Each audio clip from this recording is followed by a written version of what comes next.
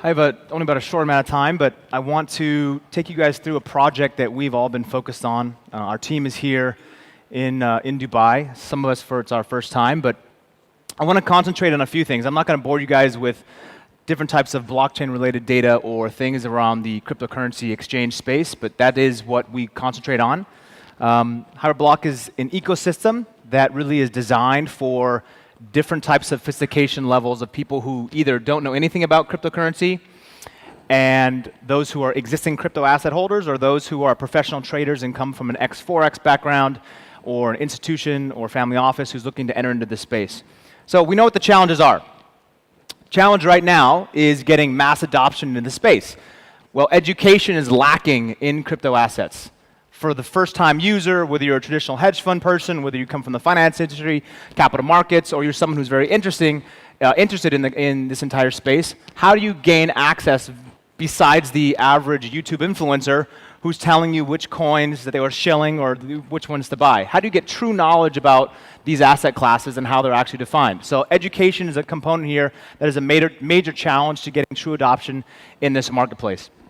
The exchanges, lack of transparency. There's multiple exchanges. They're isolated pools of liquidity. They're all over the world. So traditional trading, very easy to gain access to liquidity, very easy to gain access to transparency, and compliance and regulatory has been set for a number of years. Everyone knows which trading exchanges they trust. They have different types of mechanisms in which they trade. This is an entirely new asset class that's not the traditional closing bell at 4 p.m. This is 24/7. You guys know what that looks like in that game. Liquidity is a major issue because you've got only a few of the top exchanges holding most liquidity. But when you talk about liquidity, is it true liquidity? How much of that order book is actually real? How much of it is pure market making? How much is insider cross-wash trading? We've seen those data, we've seen those articles. This is a major rampant issue within crypto because we are so early in the space.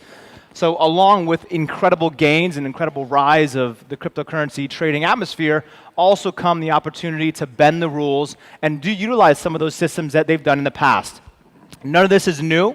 We've seen these types of systems exist in the traditional capital markets, but as regulation comes into the space, and that's the fourth and final kind of challenge in the space, is how do you make sure that you have transparent liquidity, your bid, your actual price is true and reflects someone who's actually trying to sell?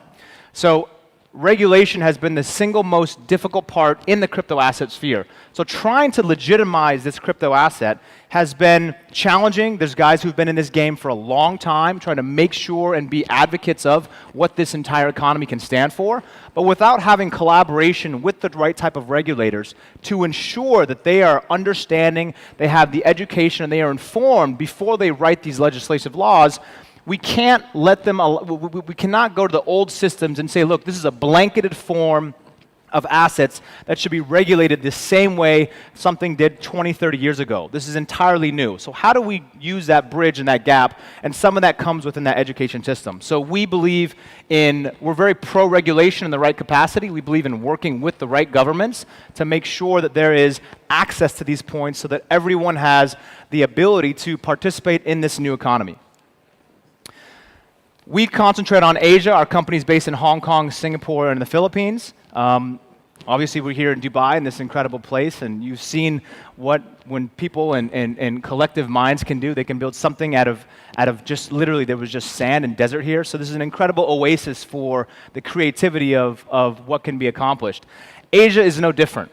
Population density, appetite for risk, individuals who are very hungry to make a better living for themselves. So whether you're talking about India, where there's a massive population and an interest level in something other than the rupee, or other parts of Asia, China, Japan, Korea, all very progressive areas of the world who've now taken, speaking of Japan, who've taken it under their wing to be very pro, very adoptive, and also allowing access to the average investor or the mom at home who wants to participate in this space in some capacity. That hasn't been the case the rest of the world.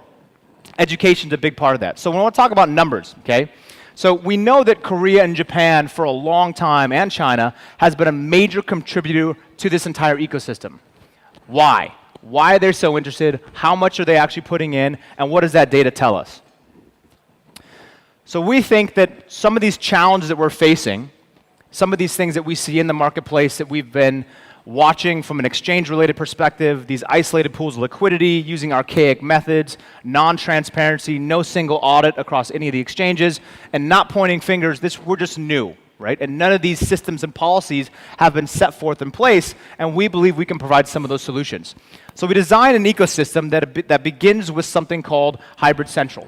And so what we want to do is I want to teach the next 100 million people who don't currently hold any crypto assets, but they're interested. They saw it on Bloomberg, they saw it on CNBC, they came to a conference here, and they're interested in participating in a capacity that they've never been allowed to in the past, and they don't know where to start. So in the US, we have something called Coinbase, right? Everyone was very familiar. If you live in the US, that's probably where you started, and you go throughout the process of buying your coin, you figure out what a digital wallet is, you get excited, then you figure out, oh my gosh, there's other exchanges out there, you send and transfer your money, success, wow, that's exciting. And then you go deeper down the rabbit hole and realize that there's thousands of crypto assets available and thousands and millions of people across the world who are developing new economies and new technologies, and they're trying to tokenize these assets. So learning about these is a single point of failure usually. When people can't understand what it is, how can they actually participate and get into this system that we all believe in so much? And so this is our simple fiat to crypto on-ramp. We focus heavily on Asia because we believe in the future, we believe in the appetite there.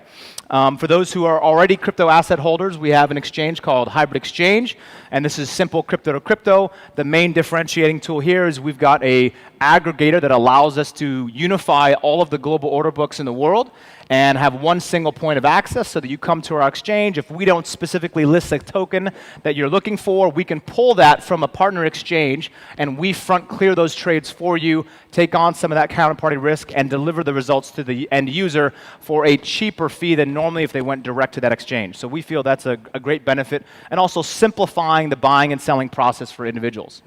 And then we've got Hybrid Terminal. You've seen some of the other previous presentations and individuals coming after me talking about the DMA, direct market access, getting level 2 quotes, all these sophisticated terms that traditional traders who come from capital markets are very interested in. Ultra low latency, high frequency trading, quant, sentiment analysis, all these terms that are existing in the space previously, they eventually, we believe, are going to come into this economy, and they're looking for terminals, they're looking for downloadable, isolated running programs on their PCs that allow them access to trade at the type of speed that they're looking with true market data that's transparent and has preferential API. So I talked about Asia. We talked about the appetite for risk, right? So here's some just data for you guys. So the average age of millennials is 26.5 years old. 2018 and 2028, the millennial investment, and this is, by the way, only for the US, will reach $2.5 trillion.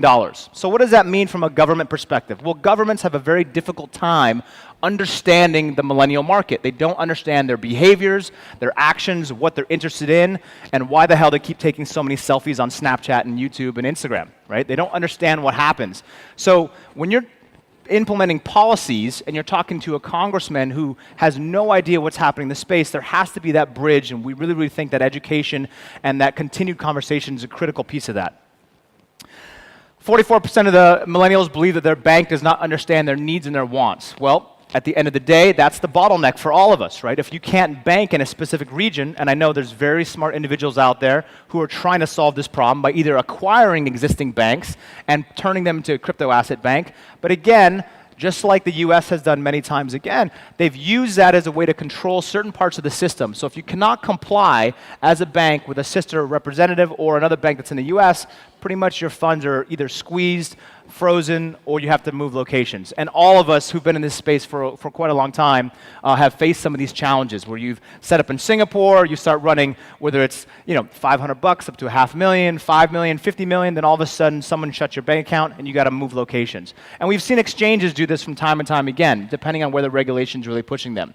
So the reason why this matters so much is we've got those challenges that I talked about previously in this discussion, right? So we've got the education, which is a huge part of this issue, right? So if you talk, just speaking about the United States, 100 million people in the United States are millennials.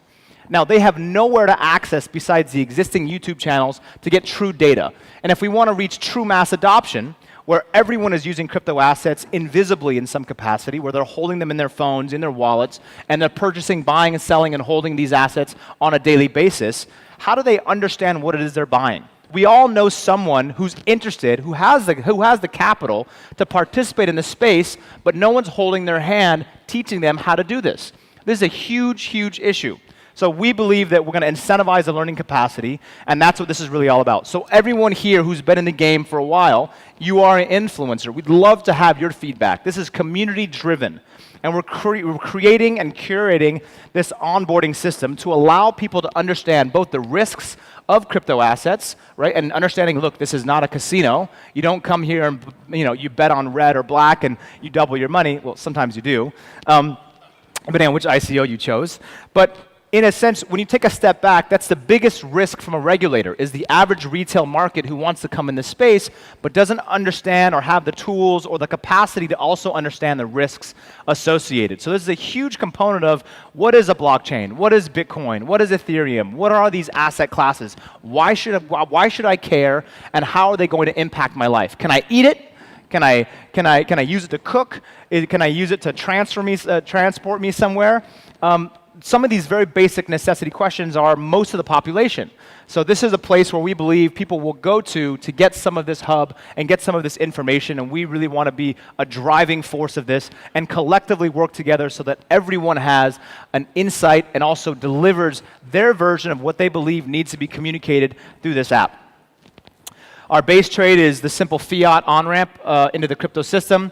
It's for those who don't know anything about crypto assets or anything about cryptocurrencies, and they're interested, and they need someone to walk them through, whether they're talking to someone on the phone, or it's a very intuitive, simple user interface. These are some of the issues and things that we think they face, and we want to be able to walk these people through that process very easily. Our exchange, for those who've already been trading for years or in past 2017, we know how those work. I won't spend too much time on this, but what we believe is the order books right now that exist all over the world, we are all very familiar with the arbitrage play from exchange to exchange. That's probably never going to go away, and that's why guys like Harry are so successful, is because they understand those mechanisms so well, and they can make the fractions time and time again, millions of times over. So our terminal, and this is something I think you'll see a lot more into this space, is traditional, sophisticated tools designed to onboard the next generation of institutional clients. So people who are managing a large fund, individuals who are existing traders in Forex, they've got a long-standing history in the space, they're looking for these single unified places where they run these programs, and they're faster, they have lower latency, they're semi-customizable, you have market-making windows, and we've been able to translate 12, probably about 15 exchanges now into a unified fix, which is a communication protocol that allows data back and forth between different traders all over the world. So you give one unified fix access point so individuals can come here, or teams or institutions, and they can plug and play their algorithmic trading models and high-frequency trading. Now, why does that matter? Well, institutional money, which is in the trillions of dollars, we believe has been waiting patiently and positioning themselves to enter into this space. Right? We had a bit of a bear market, I would say in the past 45 days or so. But off market, or all of these trades that are happening in these large size, these block trades, people are positioning themselves. They're trying to figure out how they can participate in a certain way. So we're going to start seeing more options, more derivatives, more traditional asset and types of tools and instruments being utilized in the crypto sphere, just like we saw in traditional capital markets.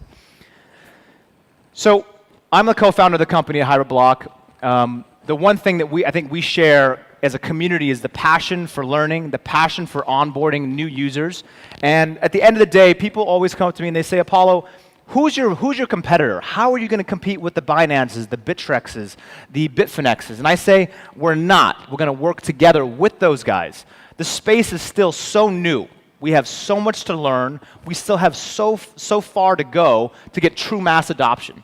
So instead of only concentrating on the existing crypto asset holders, which is all of us, which is very critical to this ecosystem, how do I concentrate on those who know nothing about the space? How do I get them excited and interested? They've seen it on the news. They've seen and heard their friends talk about it. They've seen maybe one of you guys driving your Lambo or your Ferrari or talk about the incredible gains they've had in the space. But that psychological component that draws us as human beings collectively together, we want to learn, we want to always consistently improve, that is the blockchain space. That is the crypto asset space. It's the reason why Mo throws these incredible events all over the world. It's the reason why it's now consistently being talked on in all of these different Bloomberg and MSNBC, and we see these things on a consistent basis. So how does all of us play a role here in some capacity to make sure that this thing is fully legitimized, it's regulated the right way, we are consistently communicating with the regulators so they understand that this is not a traditional asset class and it should be categorized differently. It should be categorized as a legitimate asset class, and therefore we want institutional clients, we want existing crypto asset holders, and we want new users to come into the system. But it takes everyone here in this room to do so. And so our voice collectively is significantly stronger. And we at Hybrid Block believe that we can provide that ecosystem, whether you are a first-time trader, first-time buyer, like we all were at some time. We want to make that process easier, simple, and invisible so that by the time you understand and you graduate through this system and you believe that you want to start participating in these ICO markets or whatever type of assets you want to trade, that you have the knowledge, the experience, and you feel equipped and informed to make the right type of decisions in the future. Thank you very much.